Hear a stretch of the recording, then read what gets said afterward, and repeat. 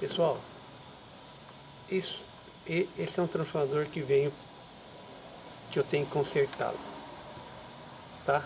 Então vamos desmanchar, tirar a chapa dele para poder contar e ver o que é esse transformador para consertar que queimou, ok?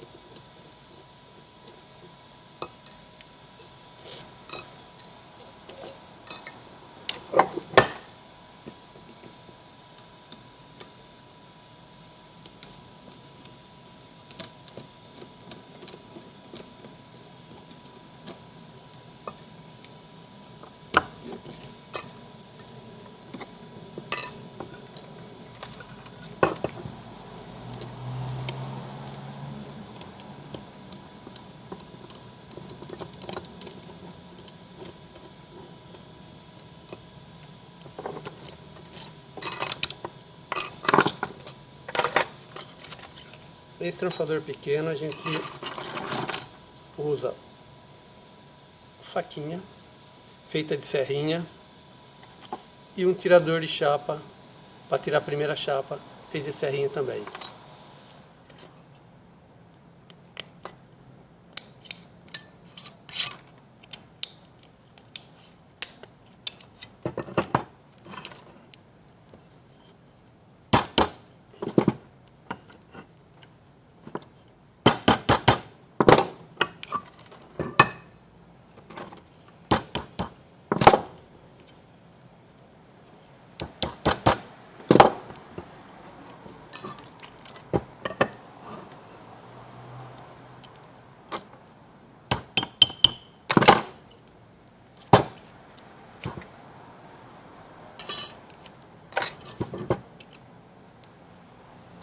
Agora é ir descolando do verniz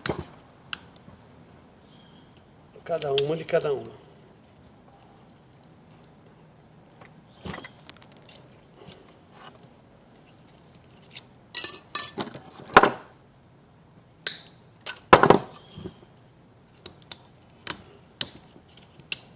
E assim vai. Esse processo vai até o fim da chapa. Chapa aí.